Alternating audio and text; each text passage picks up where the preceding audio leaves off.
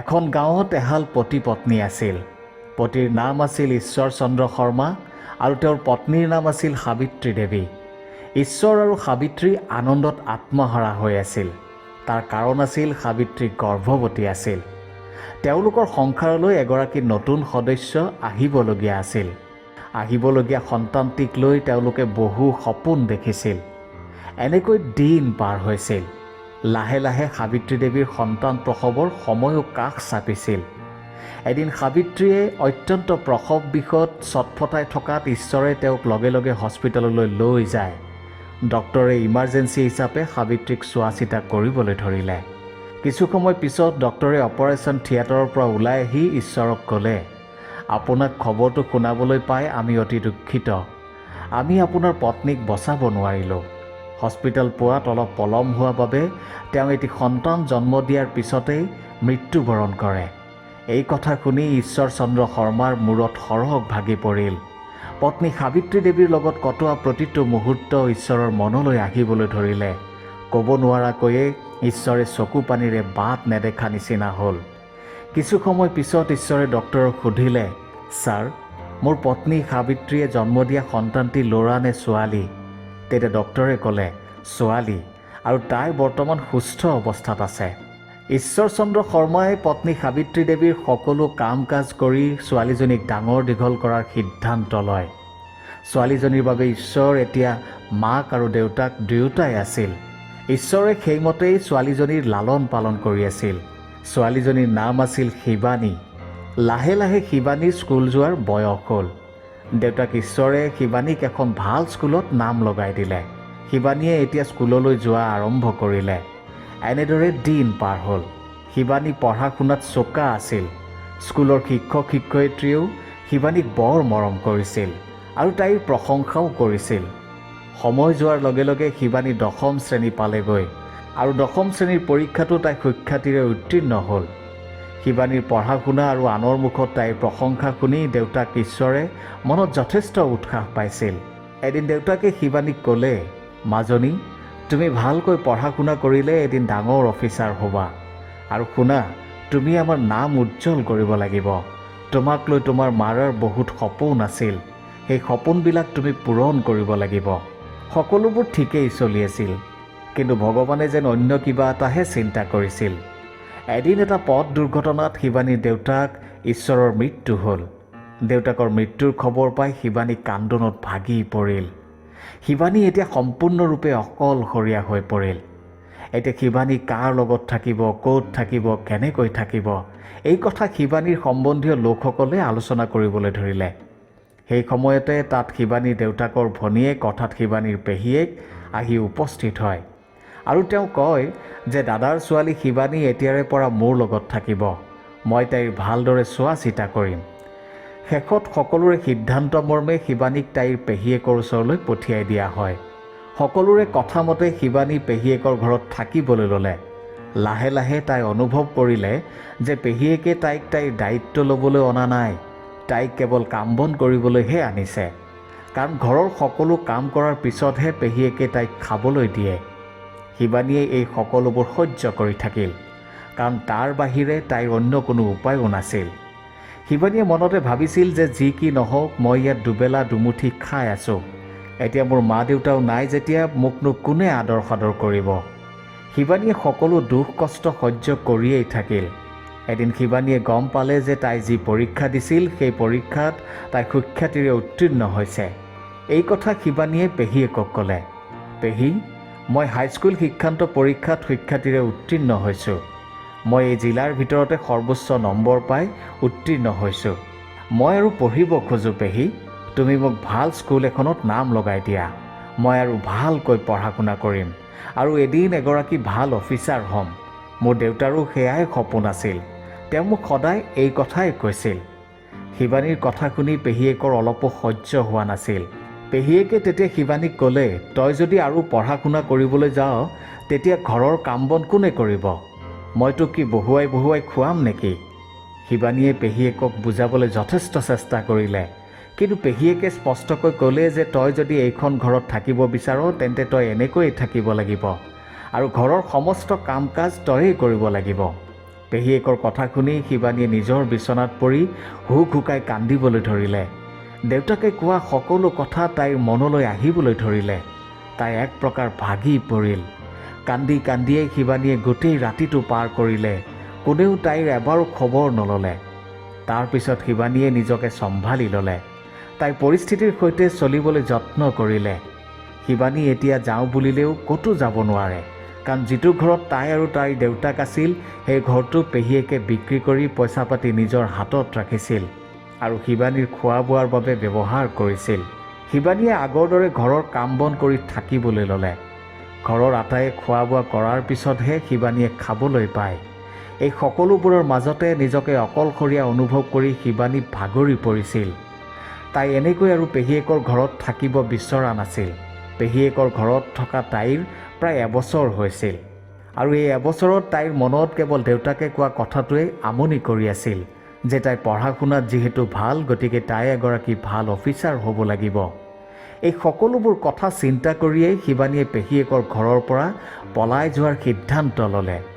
এদিন পেহীয়েকহঁতৰ সকলো চহৰৰ এখন বিয়ালৈ গৈছিল আৰু শিৱানী ঘৰত অকলেই আছিল। সেয়েহে শিৱানীয়ে মনতে ভাবিলে যে আজিৰ দৰে সুযোগ আৰু কেতিয়াও নাহিব। এইবুলি তাই নিজৰ লাগতিয়াল সকলো বস্তু বাহানি এটা বেগত ভৰাই ল'লে আৰু মনে মনে ঘৰৰ পৰা ৰেলৱে ষ্টেচনলৈ বুলি যাত্ৰা কৰিলে। ষ্টেচনত উপস্থিত হৈ শিৱানীয়ে ষ্টেচনত ৰৈ থকা ট্ৰেইন এখনত উঠি বহিলে। শিৱানীয়ে একো গম পোৱা নাছিল যে তাই ক'লৈ যাব আৰু কি কৰিব। তাইৰ মনত কেৱল এটাই চিন্তা আছিল যে কিবাকৈ পেহীয়েকৰ ঘৰখনৰ পৰা ওলাই অহা, কাৰণ সেইখন ঘৰে তাইক বৰ অত্যাচাৰ কৰিছে। কিন্তু শিৱানীৰ সমস্যাৰ ইয়াতে অন্ত পৰা নাছিল। তাই যিখন ট্ৰেইনত উঠি যিটো ডবাত বহিছিল সেই ডবাটোতে অন্য যাত্ৰীৰ লগতে কেইজনমান ল'ৰা বহি আছিল। ল'ৰাকেইজনে শিৱানীৰ ফালে অলপ বেয়া দৃষ্টিৰে চাই আছিল। ল'ৰাকেইজনৰ চাৱনিৰ পৰাই শিৱানীয়ে গম পাইছিল যে বিপদ সমাগত। সেয়েহে তাই আহিবলগীয়া ষ্টেচনত ট্ৰেইনৰ পৰা নামি দিয়াৰ সিদ্ধান্ত ল'লে। ভবামতে কাম কৰিলে। তাই আগৰটো ষ্টেচনতে নামি দিলে। কিন্তু বিপদে তেতিয়াও তাইৰ লগ এৰা নাছিল। শিৱানীয়ে ট্ৰেইনৰ পৰা নামি যোৱাৰ লগে লগে ল'ৰাকেইজনেও তাত নামি তাইৰ পিছ ল'লে। উপায় নাপাই শিৱানীয়ে এবাৰ ইফালে লুকাই এবাৰ সিফালে লুকায়। এনেদৰে লুকাই লুকাই তাই এটা মছজিদৰ সন্মুখত উপস্থিত হ'ল। তেতিয়া ৰাতিপুৱা প্ৰায় 4 বাজিছিল। সেই সময়তে এজন মৌলবী চাহাব ৰাতিপুৱাৰ আজানৰ উদ্দেশ্যে সেই মছজিদটোত উপস্থিত হয়। শিৱানীয়ে দেখিলে যে মৌলবী চাহাবে মছজিদটোৰ ভিতৰলৈ বুলি আগবাঢ়িছে। তেতিয়া শিৱানীয়ে মৌলবী চাহাবক আব্বা বুলি মাত লগালে। কোনোবাই আব্বা বুলি মাত লগোৱাত মৌলবী চাহাবে ঘূৰি চাই দেখিলে যে এজনী ছোৱালী। মৌলবী চাহাবে শিৱানীক তেওঁৰ ওচৰলৈ মাতিলে আৰু সুধিলে, মাজনী, তুমি কোন? তুমি ক'ৰ পৰা আহিছা আৰু এই ৰাতিপুৱাই তুমি ইয়াত কি কৰি আছা? তেতিয়া শিৱানীয়ে ল'ৰাকেইজনৰ কথা কৈ তাইক সহায় কৰাৰ বাবে মৌলবী চাহাবক অনুৰোধ জনালে। শিৱানীৰ কথা শুনি মৌলবী চাহাবে প্ৰথমে ল'ৰাকেইজনক চাওঁ বুলি মছজিদৰ বাহিৰলৈ গ'ল। মৌলবী চাহাবক দেখি ল'ৰাকেইজনে তাৰ পৰা পলাই গ'ল, কাৰণ সিহঁতে ভাবিছিল যে এই মৌলবীৰ লগত আৰু কোনোবা নিশ্চয় আছে। মৌলবী চাহাবে ঘূৰি আহি শিৱানীক আকৌ তাইৰ কথা সুধিলে, মাজনী, এতিয়া কোৱাচোন তুমি ক'ৰ পৰা কেনেকৈ এই মছজিদলৈ আহি পালা? তেতিয়া শিৱানীয়ে কান্দি কান্দি মৌলবী চাহাবক সকলো কথা ক'লে। শিৱানীয়ে ক'লে যে মোৰ মা মোক জন্ম দিয়েই মৃত্যু মুখত পৰে। তাৰপিছত মোক দেউতাই ডাঙৰ দীঘল কৰে। মই যেতিয়া ক্লাছ 10ত তেতিয়া এটা পথ দুৰ্ঘটনাত মোৰ দেউতাৰ মৃত্যু হয়। দেউতাৰ মৃত্যুৰ পিছত পেহীয়ে মোৰ পঢ়া পাতি চোৱা চিতাৰ দায়িত্ব বহন কৰে। কিন্তু পিছত মই গম পালোঁ যে পেহীয়ে মোক কেৱল এজনী কাম বন কৰা ছোৱালী হিচাপে ৰাখিছে। মই হাইস্কুল শিক্ষান্ত পৰীক্ষা ভালকৈ উত্তীৰ্ণ হৈছোঁ। মই আকৌ পঢ়িবলৈ খোজাত পেহীয়ে মোক পঢ়িবলৈ নিদিলে। মোৰ পঢ়িবলৈ বহুত মন আছে, কিন্তু সেইখন ঘৰত থাকি মই আৰু পঢ়িব নোৱাৰিম। সেয়েহে মই পেহীহঁতৰ ঘৰৰ পৰা পলাই আহিলোঁ আৰু ট্ৰেইনত উঠিলোঁ। ট্ৰেইনত এই ল'ৰাকেইজনে মোৰ পিছ ল'লে আৰু সিহঁতৰ পৰা নিজকে বচাবলৈ মই পলাই পলাই আপোনাৰ এই মছজিদত উপস্থিত হওঁ। শিৱানীৰ কথা শুনি মৌলবী চাহাবৰো মনত অত্যন্ত দুখ লাগিল। মৌলবী চাহাবে শিৱানীক ক'লে, মাজনী, এটা কথা সদায় মনত ৰাখিবা, যাৰ কোনো নাই তাৰ ওচৰত আল্লাহ সদায় থাকে, ভগৱান সদায় থাকে। তুমি এতিয়া কোৱা, তুমি কি কৰিবা, ক'লৈ যাবা? তেতিয়া শিৱানীয়ে ক'লে, আব্বা, মই নাজানো ক'লৈ যাম। মোৰ এতিয়া তেনে কোনো লক্ষ্য নাই, মাত্ৰ মোৰ এটাই লক্ষ্য, যে মই পঢ়ি শুনি এগৰাকী ভাল অফিচাৰ হ'ব খোজোঁ। তেতিয়া মৌলবীয়ে ক'লে, কিন্তু তুমি এই কাম কেনেকৈ অকলে কৰিবা? তুমি এতিয়া ডাঙৰো হৈ আহিছা। আজিৰ দৰে ঘটনা তোমাৰ লগত আৰু হ'ব পাৰে। সেয়েহে তোমাক এতিয়া আশ্ৰয়ৰ প্ৰয়োজন। মোৰ এটা ভগা ছিগা জুপুৰি আছে। তুমি যদি ইচ্ছা কৰা মোৰ লগত থাকিব পাৰা। মোৰ লগত থাকিয়েই তুমি পঢ়া শুনা কৰিব পাৰিবা, আৰু আগলৈ যদি উচ্চ শিক্ষাৰ প্ৰয়োজন হয় তেতিয়া তুমি চহৰলৈ গৈ সেয়াও কৰিব পাৰিবা। মৌলবীৰ কথা শুনি শিৱানীয়ে মনত অলপ সাহস পালে আৰু মৌলবী চাহাবৰ লগতে তেওঁৰ ভগা ছিগা জুপুৰিটোত থাকিবলৈ ল'লে। আনফালে মৌলবী চাহাবৰো এই সংসাৰত আপোন বুলিবলৈ আৰু কোনো নাছিল।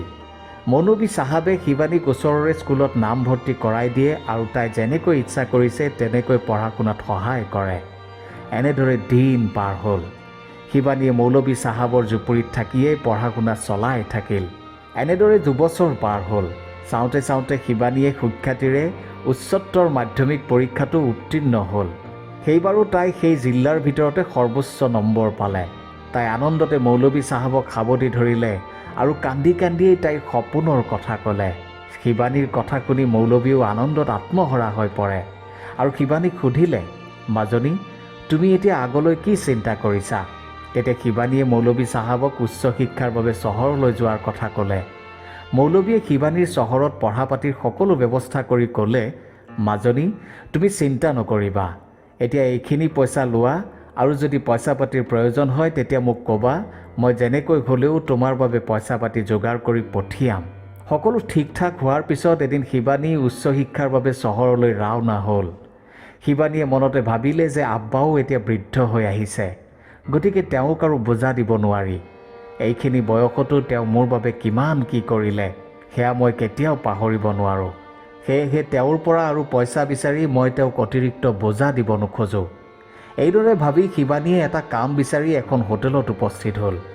শিৱানীয়ে হোটেলৰ মালিকক সাক্ষাৎ কৰিলে আৰু তাইৰ লগত ঘটা সকলো কথা ক'লে। শিৱানীৰ কথা শুনি হোটেলৰ মালিকো ভাবুক হৈ পৰিল আৰু তাইক সুধিলে, তুমিনো কি কাম কৰিবা? তেতিয়া শিৱানীয়ে ক'লে, ছাৰ, মই এজনী পঢ়া শুনা কৰা ছোৱালী, গতিকে সেই হিচাপে আপুনি মোক যি কাম দিয়ে মই কৰিব পাৰিম, কিন্তু মোক পঢ়াৰ বাবে অলপ সময় দিব লাগিব।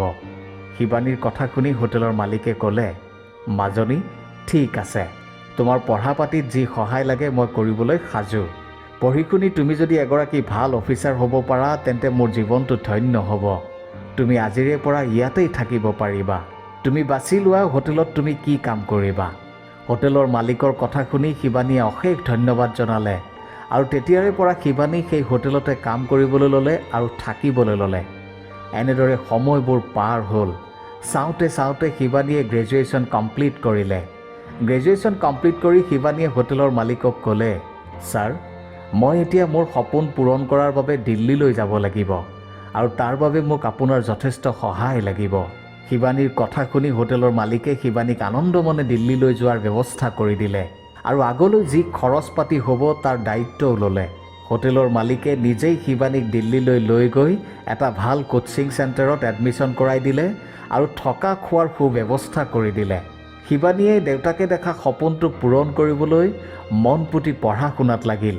তাই যথেষ্ট পৰিশ্ৰম কৰিলে আৰু এদিন সকলো পৰীক্ষাত উত্তীৰ্ণ হৈ এগৰাকী DC হৈ পৰিল। DC হৈয়ে শিৱানীয়ে হোটেলৰ মালিকক খবৰ দিলে। খবৰটো পাই হোটেলৰ মালিক আনন্দত আত্মহাৰা হৈ পৰে আৰু শিৱানীক বহুত বহুত আশীৰ্বাদ দিলে। শিৱানীয়ে তাৰ পিছত ভালদৰে প্ৰশিক্ষণ ল'লে আৰু এখন জিলাত DC হিচাপে যোগদান কৰিলে।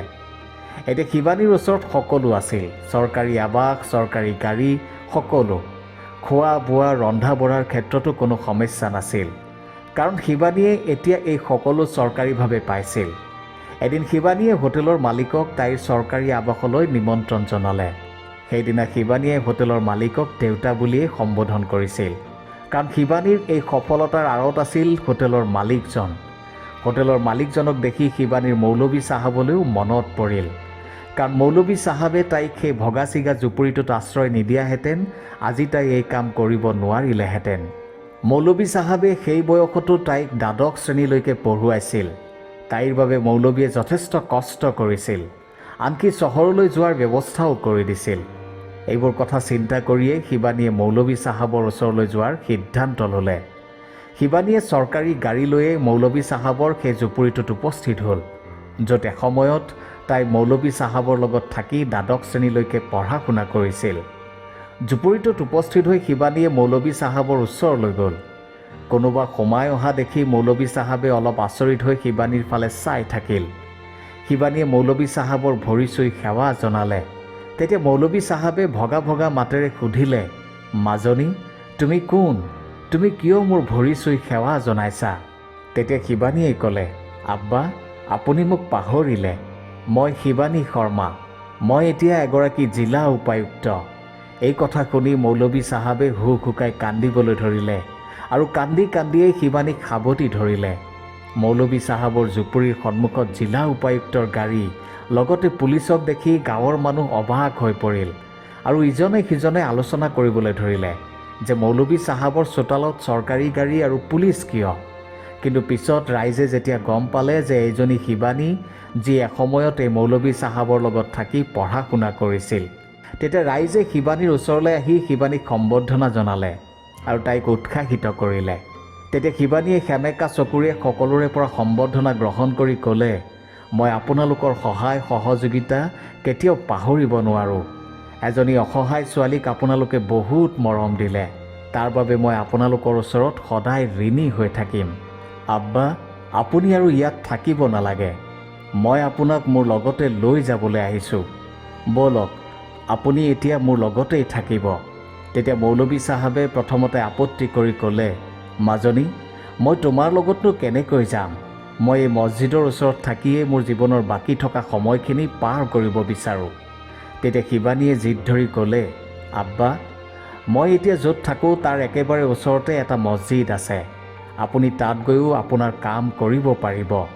আৰু যদি আপুনি ভাবিছে যে এজনী হিন্দু ছোৱালীৰ ঘৰত আপুনি কেনেকৈ থাকিব, তেন্তে সেয়া ভুল ভাবিছে।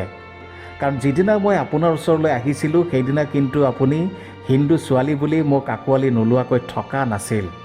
মই আপোনাৰ সেৱা কৰিব খোজোঁ আব্বা। আপুনি মোৰ দেউতাৰ নিচিনা। সেয়েহে মই আপোনাক আব্বা বুলিয়েই মাতি আহিছোঁ আৰু আপোনাক মোৰ দেউতাৰ দৰেই সেৱা কৰিম। শিৱানীৰ কথাত এইবাৰ মৌলবী চাহাবে আৰু না বুলি ক'ব নোৱাৰিলে। অৱশেষত শিৱানীয়ে মৌলবী চাহাবক তাইৰ চৰকাৰী আৱাসলৈ লৈ গ'ল। গাঁৱৰ ৰাইজে শিৱানীৰ এই কামক প্ৰশংসা কৰিলে। মৌলবী চাহাবে শিৱানীৰ কথামতে ওচৰতে থকা মছজিদটোলৈ নামাজ পঢ়িবলৈ যায় আৰু শিৱানীয়েও তেওঁক নিজৰ দেউতাকৰ দৰে সেৱা শুশ্ৰূষা কৰিবলৈ ধৰিলে। মাজে সময়ে হোটেলৰ মালিকো শিৱানীৰ ওচৰলৈ আহে। তাইৰ ঘৰতেই থাকে আৰু গুচি যায়। হোটেলৰ মালিকেও মৌলবীৰ কথা গম পাই শিৱানীক প্ৰশংসাৰে উপচাই পেলালে। মুঠতে শিৱানীৰ ঘৰলৈ অহা সকলোৱেই শিৱানীক প্ৰশংসা কৰি কৈহে যায় যে এয়াই হৈছে মানৱতা আৰু এয়াই হৈছে এজনী জীয়াৰীৰ উদাহৰণ, যিয়ে দুজন মানুহক নিজৰ দেউতাকৰ দৰে ব্যৱহাৰ কৰিছে, সেৱা শুশ্ৰূষা কৰিছে। এনেদৰে কিছুদিন পাৰ হ'ল। কিছুদিন পিছত শিৱানীৰ বিয়া ঠিক হ'ল। শিৱানীয়ে বিয়াৰ আগতেই হ'বলগীয়া স্বামীক মৌলবী চাহাব, হোটেলৰ মালিক, মুঠতে তাইৰ জীৱনত ঘটা সকলো কথা বিৱৰি ক'লে আৰু এয়াও ক'লে যে বিয়াৰ পিছতো মৌলবী চাহাব তাইৰ লগতেই থাকিব আৰু হ'বলগীয়া স্বামীয়েও তাইৰ দৰে সেৱা শুশ্ৰূষা কৰিব লাগিব। শিৱানীৰ কথা শুনি তাইৰ হ'বলগীয়া স্বামীয়ে থিয় হৈ তাইক চেলুট কৰিলে আৰু ক'লে, ধন্য তোমাৰ দেউতা মৌলবী চাহাব, ধন্য তোমাৰ দেউতা হোটেলৰ মালিক আৰু ধন্য মোৰ হ'বলগীয়া পত্নী। আজিৰ তাৰিখত এনে মানুহ পোৱাটো দূৰৰে কথা, অতি কষ্টকৰ। এয়াই আছিল এজনী ছোৱালীৰ সংঘৰ্ষময় জীৱন, যে জীৱনত ইমান দুখ কষ্টৰ সন্মুখীন হোৱাৰ পিছতো নিজৰ লক্ষ্যত উপনীত হৈহে এৰিলে। কাহিনীটো শুনি আপুনি কেনেকুৱা পালে নিশ্চয় জনাব। ধন্যবাদ।